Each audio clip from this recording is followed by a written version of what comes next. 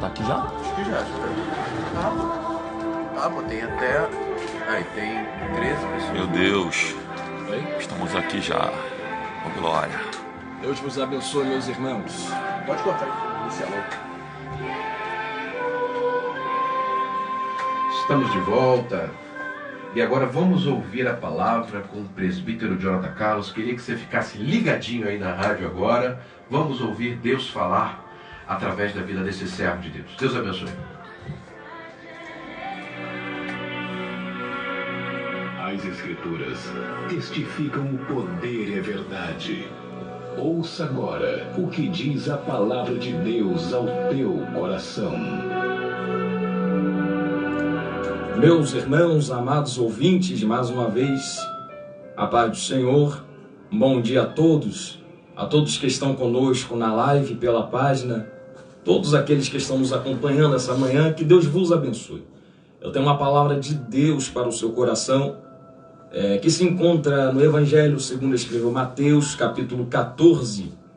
O verso é o verso de número 28. Diz assim: Pedro respondeu e disse: Senhor, se és tu, manda-me ir ter contigo sobre as águas. E Jesus disse: Vem. E Pedro, descendo do barco, andou sobre as águas para ir ter com Jesus. É um texto muito conhecido de todos nós, que vai fazer uma alegoria dentro dessa tempestade que os discípulos estão passando. Alegoria a tudo aquilo que nós vivemos. É muito comum nós pregadores associarmos tempestades, é muito comum a qualquer cristão associarmos tempestades às dificuldades das nossas vidas. Sempre quando nós estamos passando algumas situações, nós dizemos que estamos no meio da tempestade, estamos no meio do vento, do furacão. Mas foi muito bem dito aqui no debate que tudo que passamos tem um propósito. Eu creio isso firmemente no meu coração, que Deus não tem prazer em ver a dor de alguém. Porém, Deus permite a dor com propósitos. E se você ler no início do texto, você verá que quem coloca os discípulos dentro do barco é o próprio Jesus. A Bíblia diz que os compelindo, os obrigando, por melhor dizer, a entrar no barco, eles entram. E chegando no meio daquela tempestade, eu imagino a cabeça dos discípulos. Nós só estamos passando o que estamos passando porque Jesus nos obrigou a entrar dentro desse barco. Só estamos vivendo o que estamos vivendo porque Jesus nos fez entrar dentro desse barco. E eu sei que muitas das vezes nós passamos isso na nossa vida, de entrar em certas situações. E se você trazer à memória, você verá que só está vivendo o que está vivendo, porque lá atrás Jesus o obrigou, compeliu, convidou você a entrar dentro daquele barco, dentro daquela situação. E ao olhar para o lado, os discípulos não enxergam Cristo, porque Cristo os obriga, os compele a entrar no barco, mas não entra com eles.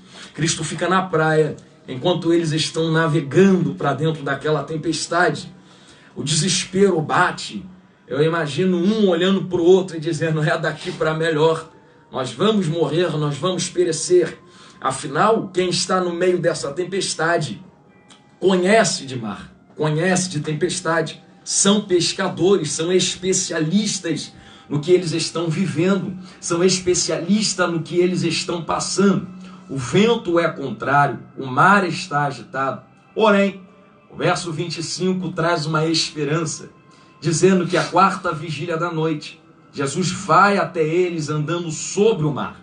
O verso 26 diz que os discípulos perturbam-se, pensando que Jesus é um espírito. Verso 27, Jesus se apresenta dizendo: eu não sou espírito, tem de bom ânimo, sou eu, não temais. Então entramos no verso 28, aonde de dentro do barco, olhando para Jesus andando sobre as águas, Pedro vai abrir a boca e vai dizer: Senhor, se és tu, prove-me agora, prova-me que é você quem está andando sobre as águas. Se eu conseguir fazer o que você está fazendo, Eu acredito que você é Jesus. Manda-me ter contigo sobre as águas. Porém, o que me impressiona dentro do texto, e é aqui que eu queria chegar, não é o fato de Jesus estar andando sobre as águas. Não é o fato de o barco estar sendo perturbado pela tempestade e do porquê Jesus os colocou dentro do barco. Afinal, repito, toda tempestade, toda dor tem propósito. Se você ver bem, foi Jesus quem os colocou, foi Jesus quem os compeliu. Então acredito que até isso que eles estão passando é uma permissão de Cristo, é uma permissão de Deus. Com que propósito? O propósito aparece agora. A resposta de Jesus para Pedro é essa: você quer vir, meu filho? Quer vir ter comigo? Então sai do teu barco e vem ter comigo. Essa resposta aqui abre um leque tão bonito para nós. Nós poderíamos dizer aqui que talvez Cristo fosse insensível ao que Pedro está vivendo. Afinal, será que Jesus não está vendo que a tempestade ainda está comendo solta, como diz o nosso famoso jargão? Será que Cristo não vê que a tempestade ainda está batendo contra o barco? Sabe qual seria o raciocínio lógico para qualquer pessoa que está no meio dessa tempestade? Ao receber essa resposta de Jesus, as pessoas diriam assim: então Jesus, já que tu quer que eu saia do barco e caminhe na sua direção, antes de eu caminhar até você, acalma a tempestade. Antes de eu sair e começar a caminhar na sua direção, acalma o vento, acalma o que eu estou vivendo, acalma o que eu estou passando. Mas a resposta de Jesus não foi essa. A resposta de Jesus foi isso aqui: você quer caminhar na minha direção? Então não é eu acalmar o vento para você começar a caminhar, Pedro. É você caminhar e vir ter comigo dentro da tempestade. E o vento a gente resolve depois. Você reparou o propósito dentro do que Pedro, do que os discípulos estão vivendo?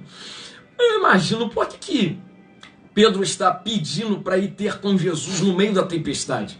Vocês lembram muito bem que momentos atrás eles estavam na praia. Por que Pedro não deixou para ir ter com Jesus na praia? Afinal, se Pedro está fazendo uma pergunta e Jesus está dando uma resposta, já é um diálogo, é uma base para um relacionamento.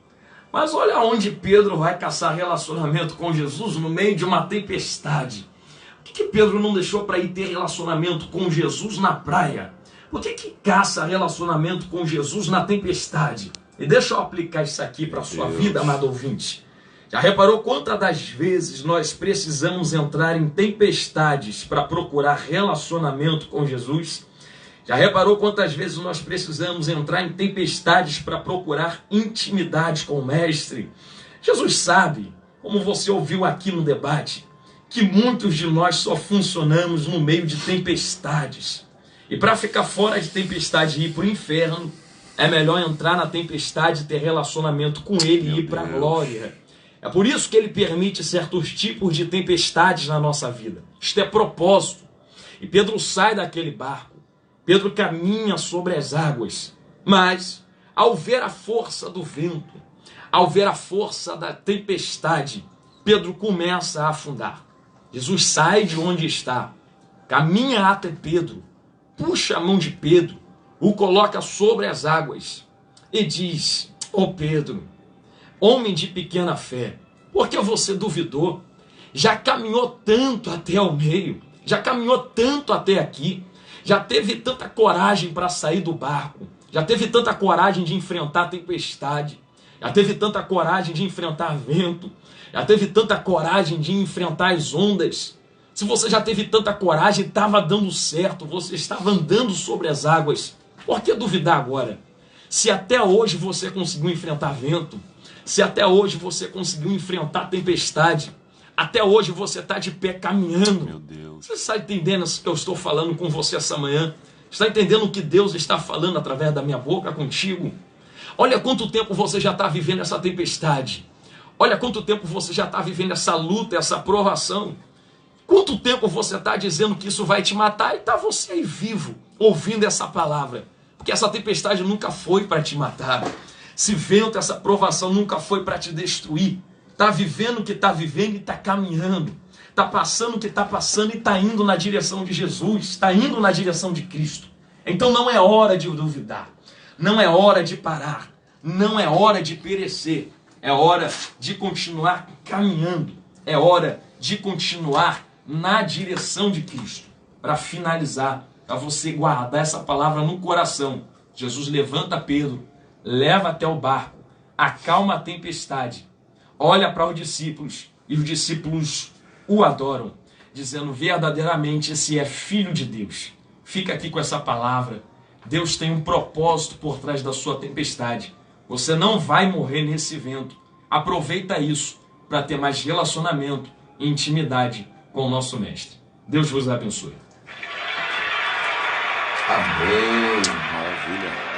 Você recebeu de Deus aí? Eu recebi de Deus nesta manhã com essa palavra gloriosa do nosso amigo presbítero Jonathan Carlos.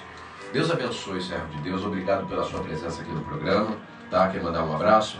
Amém. O prazer foi meu. Mando um abraço para toda a Assembleia de Deus em Marechal Hermes, para o meu pastor Magno, para toda a diretoria, todo o ministério, para minha esposa, Graziele, a menina e a esposa, a mulher mais linda do mundo, e para toda a minha família. Que Deus abençoe a todos os amigos e caros ouvintes. Presbítero Fábio, muito obrigado, meu comentarista, meu professor.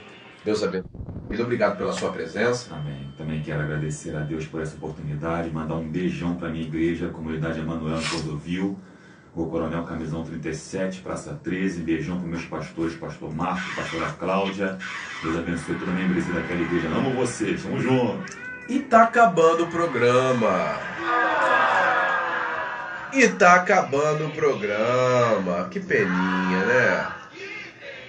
Mas no próximo sábado nós estamos aí juntos novamente no programa Crer Somente, 10 ao meio-dia. Eu queria orar pela sua vida, te abençoar para nós encerrarmos.